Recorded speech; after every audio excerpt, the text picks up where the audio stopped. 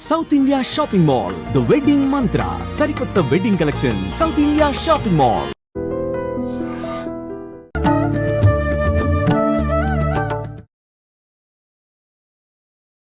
నమస్కారం, welcome to I dream. ధర్మ మార్గం విత్ విజిత కార్యక్రమానికి స్వాగతం. ప్రస్తుతం మనతో పాటు ఉన్నారు ప్రముఖులు శివరుద్ర సాధు గారు. ఇప్పుడు వారితో మాట్లాడి మరిన్ని విషయాలు తెలుసుకుందాం.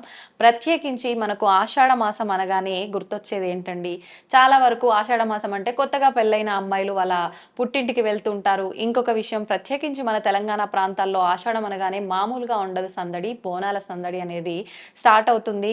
ఆ నెలంతా కూడా మనం ఏ పండుగ అయినా ఒక్కరోజు 2 రోజులు జరుపుకుంటాం, కానీ ఈ బోనాల సందడి మాత్రం నెలంతా కూడా చాలా ఉత్సవంగా జరుగుతూనే ఉంటుంది. అసలు ఎందుకు జరుపుకుంటున్నాము, ఏంటి, ఇదంతా కూడా ఇప్పుడు వారితో మాట్లాడి తెలుసుకునే ప్రయత్నం చేద్దాం.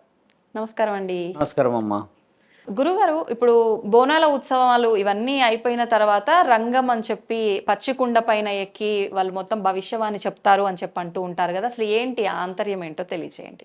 చెప్పిన దాంట్లో ఏం చెప్పాను? కారణ జన్ముల వంశంలో అమ్మ అడిగిన వంశంలో అని చెప్పాను కదా. మరి ఎక్కడ పడితే అక్కడ అలా వచ్చింది చేసింది అన్న విషయం అయితే చెప్పలేదు. నేను చరిత్ర అయితే, మీరు బోనాల పండుగ అనగానే అమ్మన్నా మీరు నా దగ్గర ఎక్స్పెక్ట్ చేసింది ఇది కాదు. మీరు ఎక్స్పెక్ట్ చేసింది ఏంది? బోనాలు, రంగులు, అక్కడ ఉన్న వేప కొమ్మలు, మామిడాకులు, ఆడడాలు, బండారులు, పసుపులు కదా. నేను చెప్పింది బోనాల పండుగ అంతరార్థముల్లో మన సంస్కృతి ఎక్కడి నుంచి మొదలయ్యింది, ఎక్కడి దాకా వచ్చింది. మీరు అన్నట్టుగా అమ్మ, ఒక శరీరాన్ని దేవత ఆవహిస్తుంది అని అంటే నేను ముమ్మాటికి ఆవహిస్తుంది అని అంటున్నాను, కానీ నీ అనుమతి ఏమిటి అంటున్నాను. ఉజ్జయిన్లో ఒక చరిత్ర చెప్పా, గోల్కొండ ఒక చరిత్ర చెప్పా, బల్కంపేట ఒక చరిత్ర చెప్పినా కదా. అలా ఉన్న చరిత్రలు మరి అందరికి ఉన్నాయా?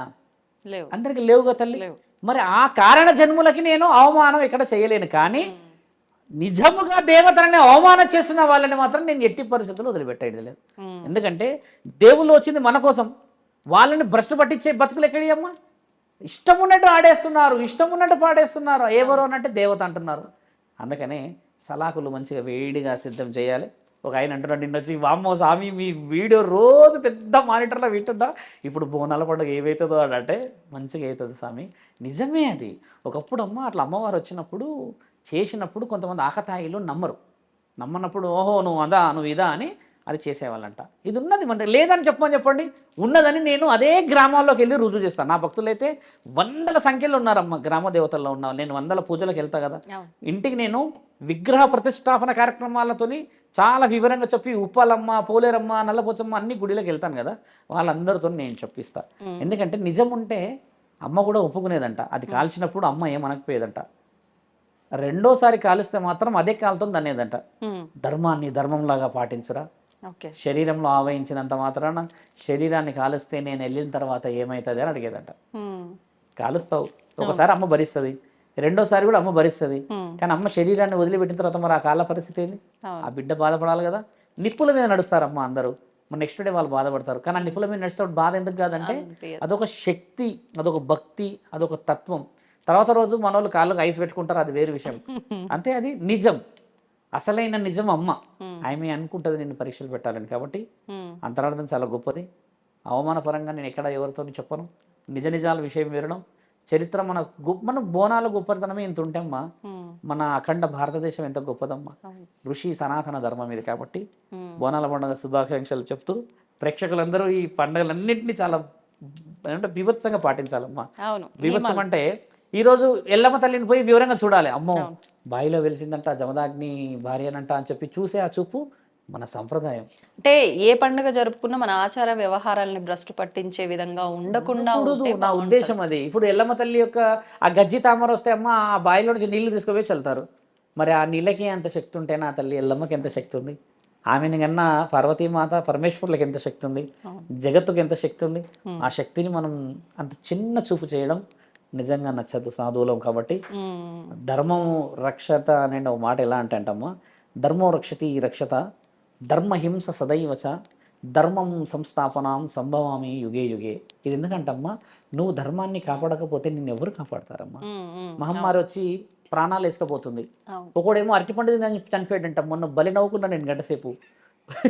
ఎలా చనిపోయాడంటే ఇక్కడ ఇరికిపోయిందంట అన్నాడు. ఊరినియమ్మ అంటే మళ్ళీ ఇంకోటి ఏంటంటే ఒకడు లారీ పోయిందంట, వాడు బతికిందంట అంటున్నాడు. లారీ పోయినోడు ఏమో బతికేస్తున్నాడు, అటిపండు తిన్నోడు ఏమో చచ్చిపోతున్నాడు. చూసారా పరమాత్ముడి ఆజ్ఞ ఎలా ఉందమ్మా?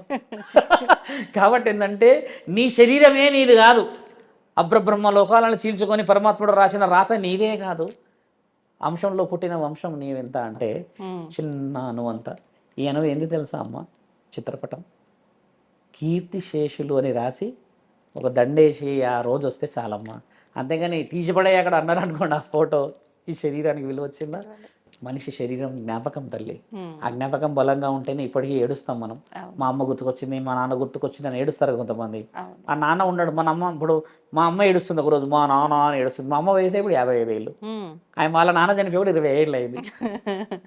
ఎందుకు ఏడుస్తుందంటే అది బంధం విలువలేదమ్మా. ఆ ఫోటో చూసి ఏడుస్తుంది, అది పాట ఫోటోలు తీయగానే చూసి మా నాన్న అని ఏడుస్తుంది. అంత సులభంగా పోదు రక్తం విలువ. పరమశివుడు ఏం చేశాడంటే ఆత్మని మాత్రమే పంపించాడు, శరీరాన్ని పంపించలేకపోయాడు. కాబట్టి ఈ శరీరాలతో వచ్చిన ఈ రక్తపు మాంసపు ముద్దలు శ్మశానంలో కలిసినా సరే మనసులో నుంచి తీయలేము. అది చేయాలి అంటాను నేను. అది ముఖ్యమైన విషయం. ముఖ్యంగా తెలంగాణ ప్రజలకి బోనాల పండుగ శుభాకాంక్షలు. వైవిధ్యంగా చేయమని చెప్తాం. ఇప్పుడు నేను చాలా పండుగల దగ్గరికి వెళ్తున్నాను, నాకు చాలా ముఖ్యమైన పండుగ ఇది, నేను కూడా పోతున్నాను. మీరు కూడా ఈసారన్నా బోనాల వివరణ చాలా డీప్గా చేయాలని కోరుతున్నామమ్మా. తప్పకుండా అండి, మీకు కూడా బోనాల పండుగ శుభాకాంక్షలు మా అందరి తరపున. నిజంగా చాలా లోతైన వివరణ ఇచ్చారు, ధన్యవాదాలండి. నమస్కారం. తవ్వండి, తవ్వుతూనే శివలింగం. సరే దాన్ని అట్లా కప్పేసేయండి, చూపించదండి. Krishna is there. మూర్తి పూజ కాదు, సాక్షాత్ బ్రజేంద్ర నందన భగవాన్ ఉన్నారు మూర్తిలో. ఏమీ ఆశించకుండా ఆరాధించే వాళ్ళు కూడా ఉన్నారా ప్రభుజీ? నిజమైన భక్తి అంటే మనకు తెలియదు కాబట్టి